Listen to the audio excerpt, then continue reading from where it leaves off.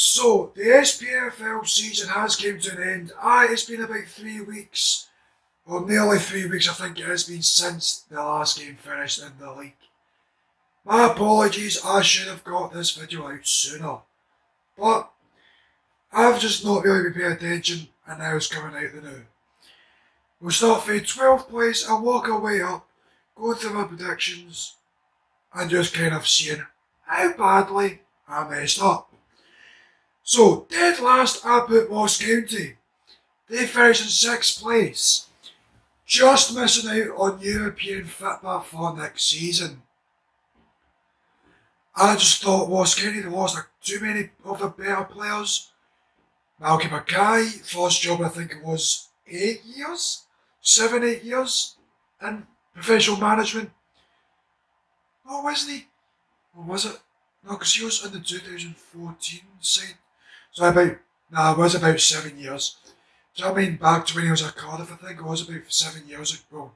At the time, 7 years ago, now 8. Just don't think they did enough in him. And I was proven wrong, I think, at the start. I think by October, about November time. Right now, it was like, right, they're gonna go down. They don't look strong enough. Let's see where they were sitting. They were sitting in the 8th, or they were sitting 10th, only by 4 points above the dead drop. Which, in the end, they just formed on the round and they just started going back. 1-0, 2-0, 2-1. Here we go. Top 6 on the last day of the season. Comfortably. Not comfortably, but you'll get what I mean. 11th, I put Dundee. They finished dead last. I was just one of those where I didn't think they were strong enough to stay up. I thought, yeah, I did think they'd have been strong enough to not go straight down. But I think in the prediction video I says back in July, that just says I think they'll just go straight down. Well, they'll have enough to not go straight down, but I don't think they'll stay up in the playoffs. I thought they'd have went straight back down through the playoffs. But Mark McGee took them straight fucking down. Nothing much else to say. 10th, I put Hearts. This is my worst prediction by very fucking far. I just thought because I'm pretty sure the way the Hearts go is a good season, bad season, good season, bad season. I just thought that they came back up and they wouldn't have really have done much basically.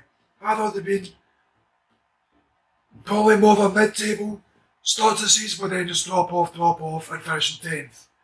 They finished 3rd and I've got pretty sure it was a Europa League playoff round, Europa League playoff, and a guaranteed European football group stages.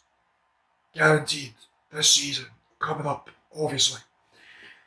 Got to the Scottish Cup final, took Rangers the extra time, and they just didn't have a cutting edge. Only so they do next season. I think the only key player that they've gonna lose is John Suter, which is all now been officially announced as a Rangers player. And I think that's actually it. So, strengthen a couple more players and they'll finish, I think, finish 3rd again next season. 9th, I put Livingston. They finished 7th. They weren't looking too great at the turn of the year. I'm pretty sure they were the exact same. They were 8th, so they did turn up towards the end in the last kind of knockings of the season.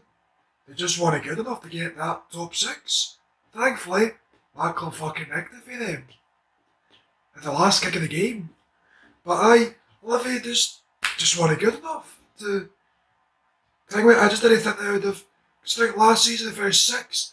I just couldn't see them. I thought they finished 9th. They lost to Mario Thomas. I can't remember who else they lost. But I just didn't see them kind of being in and around it.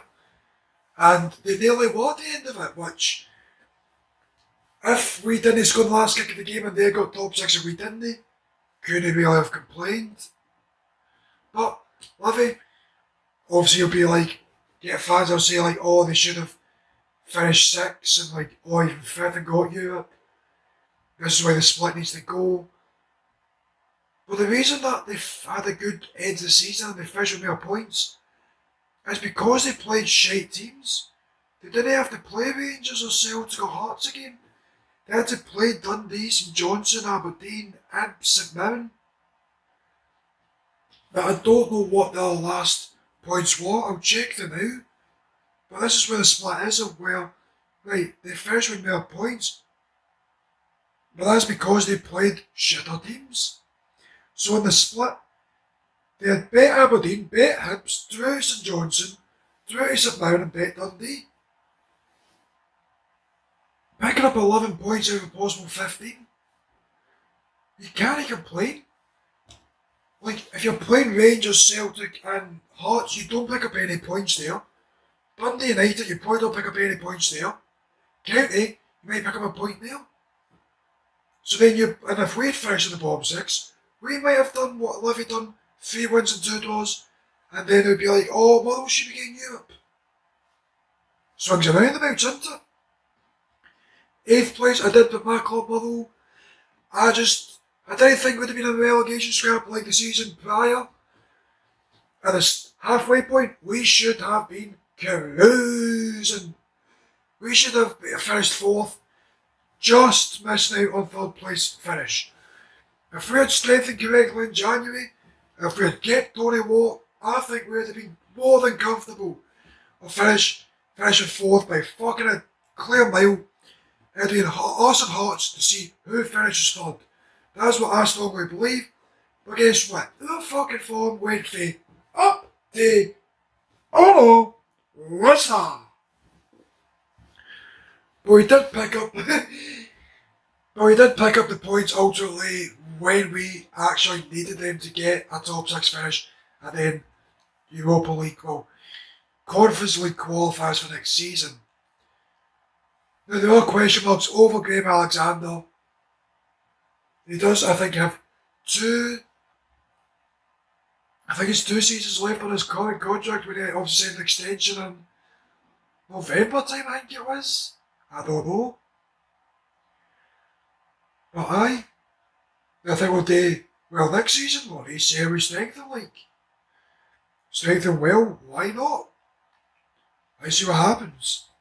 7th place, I put Dundee United. They finished 4th. I just thought with Tam Court's first professional full-time management job, I just didn't think that anything would have happened.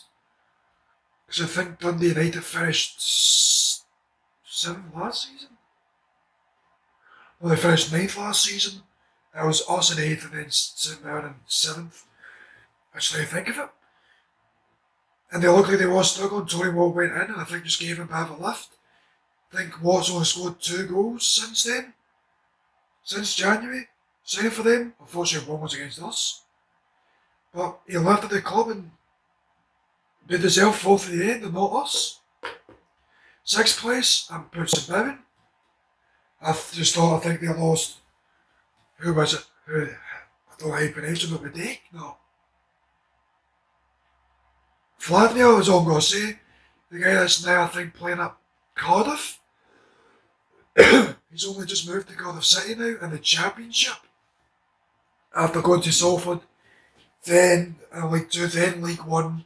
Ipswich are now Championship, so he's moving up the leagues quite comfortably.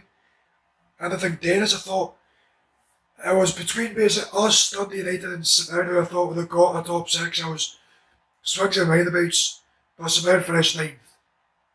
Ultimately, poor season for them, after especially the season prior, just missing out on the actual top 6. I think it was on the last day of the season by goal difference it was. And that's what happens. 5th place for St Johnstone. Yes. 11th place, just stayed up by being both in the playoffs. I say just, they fucking scalped them both home and away. But aye, it's just one of those things. Cup winners, Cup double winners, Scottish and League Cup, got all just missed out in European group stage football. I think it was ours. Galatasaray, they played in the qualifiers. Then it was last, couldn't they? There's teams that are constantly in and around the Europa League, and Galatasaray sometimes in the Champions League, I think.